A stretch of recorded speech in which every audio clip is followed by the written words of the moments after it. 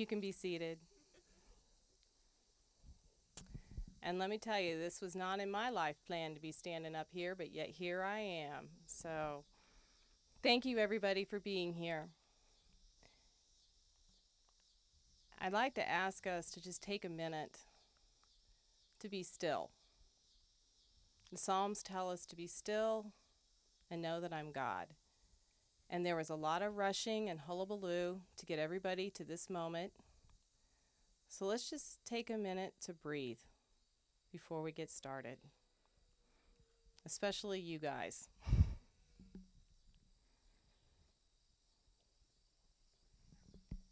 There's a lot of joy in Fred and Chris's hearts this evening. And I think that there's some wonder in their hearts as well.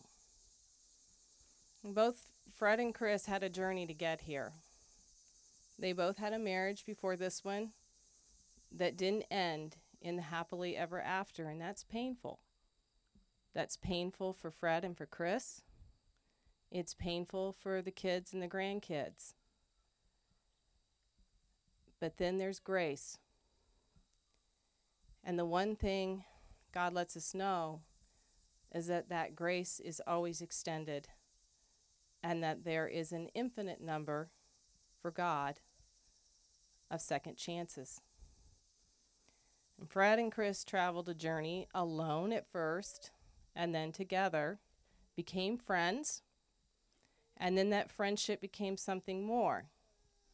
And I got to know Fred over the last several months through Chris, and I sat with them a few weeks ago to plan this wedding. And I told them that the word grace is the word that resonated for me the most, that I saw so much grace in this, knowing that it could have its hard things, but also its blessing. And Galatians tells us that there are 9 fruits of the Spirit that are evidence that God is in us and that we are exhibiting His Spirit. Love, joy, peace, patience, kindness, gentleness, goodness, faithfulness, self-control. And when I see the two of you guys, I see that you are exhibiting that toward one another. I see it in how you are with your families. I see it in the small moments. Fred, I saw it in Ireland when Chris had a terrible headache and you, unprompted, go and you find the coffee for her.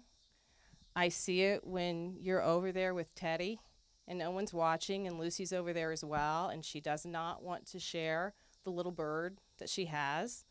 And Fred finds a way to very gracefully reassure her and say, you know what, I'll take really good care and make sure that Teddy doesn't do anything with it.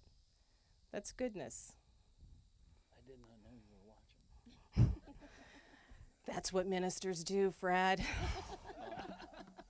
No, they do a lot more. So it's your job to accept the gift of grace. It's our job here to also extend to you the gift of grace. And it's your job to continually show grace to each other going forward. Now, the first fruit of the Spirit is love. And I know, Chris, you picked a chapter out of the Bible. It's very well known. We've all heard it dozens, if not hundreds of times.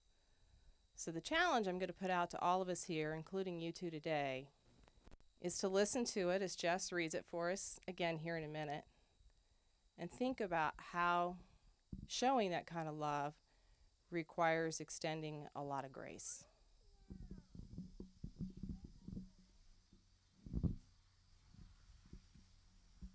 Thank you. If I speak with the tongues of men and of angels but do not have love, I have become a noisy gong or a clanging cymbal. If I have the gift of prophecy and know all mysteries and all knowledge, and if I have all faith so as to remove mountains but do not have love, I am nothing. And if I give all my possessions to feed the poor, and if I surrender my body to be burned but do not have love, it profits me nothing. Love is patient. Love is kind and is not jealous. Love does not brag and is not arrogant, does not act unbecomingly. It does not seek its own, is not provoked, does not take into account a wrong suffered, does not rejoice in unrighteousness, but rejoices with the truth, bears all things, believes all things, hopes all things, endures all things. Love never fails. But if there are gifts of prophecy, they will be done away. If there are tongues, they will cease. If there is knowledge, it will be done away. For we know in part and we prophesy in part, but when the perfect comes, the partial will be done away. When I was a child, I used to speak like a child, think like a child, reason like a child. When I became a man, I did away with childish things. For now we see in a mirror dimly, but then face to face. Now I know in part, but then I will know fully, just as I have also been fully known. But now faith, hope, love, abide these three, but the greatest of these three is love. Love you.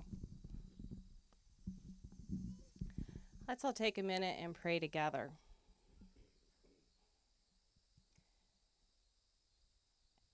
God in heaven, thank you for this beautiful day. Bless Fred and Chris as they start a life together, as they make a decision to love one another. Help them to put each other first, and help them to make a new decision each day to love another and to extend grace to one another. Amen. Fred and Chris, you've written your vows, and per Chris, Fred's going first. I came prepared. Chrissy, a philosopher, smarter guy than I've ever been, said one day that you never know what you miss till you find it. Amen to that. At one time, sweetheart, it was your looks caught my eye, but it was your heart and character that put me in this spot right here. So we'll never lose that. And on my honor today, I'm going to make some commitments to you in front of God and all these fine people that are here. And I'm going to look out the horizon, because if I look in your eyes, I'm a goner. I'm done for. So it's not, it's not that I don't want to, it's just I can't. But anyway, having said all that, I promise to love, honor, cherish, and always choose you above all things. I will let nothing come between us. No one, ever. I promise to support you in all things. I will do my best for you every day for the rest of my life, whether it's 2 minutes or whatever. I promise to be honest with you to the point even when it hurts, because honesty and trust, you and I have talked about that many times. And sweetheart, when trouble comes, I won't be behind you, I won't be beside you, I'll be in front of you, because from this day forward, I'll be your shield. You don't have to slay those dragons anymore by yourself. I commit to these promises today, for now and forever, hereafter. And the love that God has given us,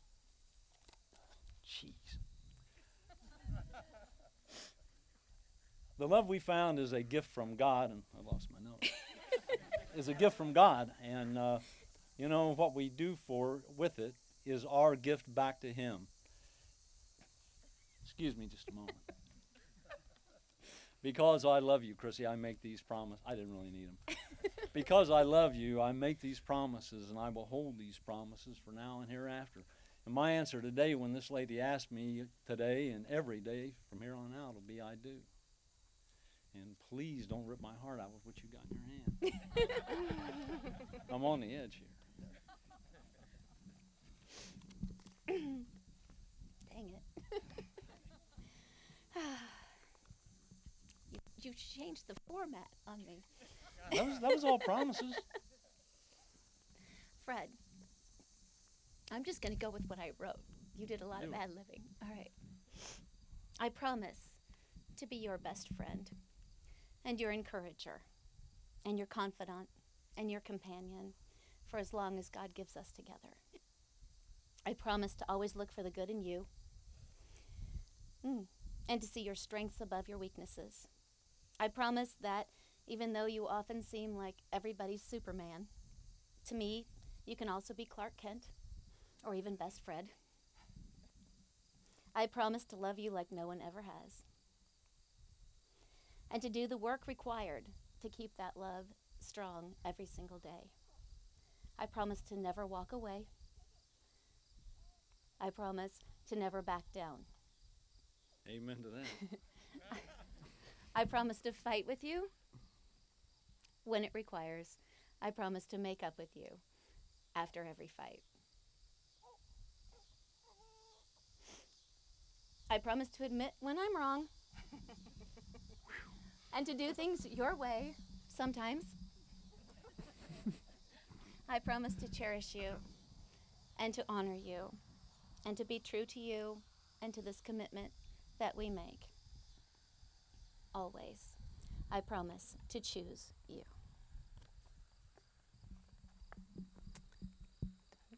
So, Fred, do you take Chris?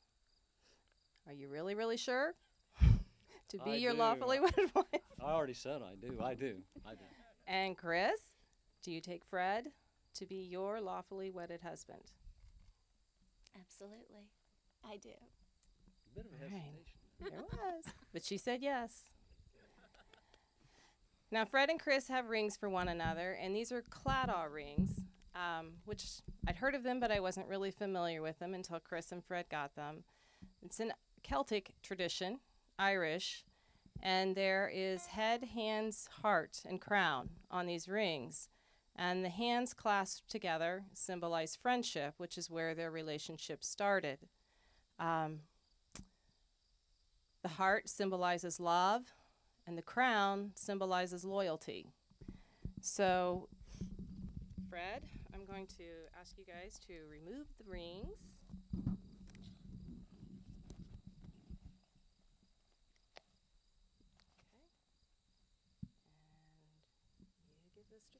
And you take that. So, Fred, we'll start with you, and you put the ring on Chris's finger, and as you do, you can say, with this ring,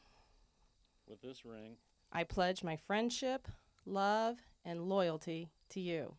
I pledge my friendship, love, and loyalty to you. And Chris, place your ring on Fred's finger.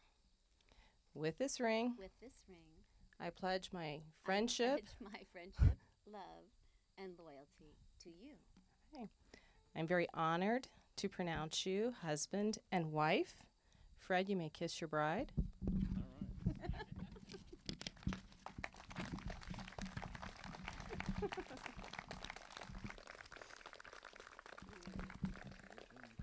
Have a very brief Irish blessing for the two of you. Love, life, happiness. May your troubles be few and your blessings plenty. I am very happy to introduce you to Fred and Chris Vhorn.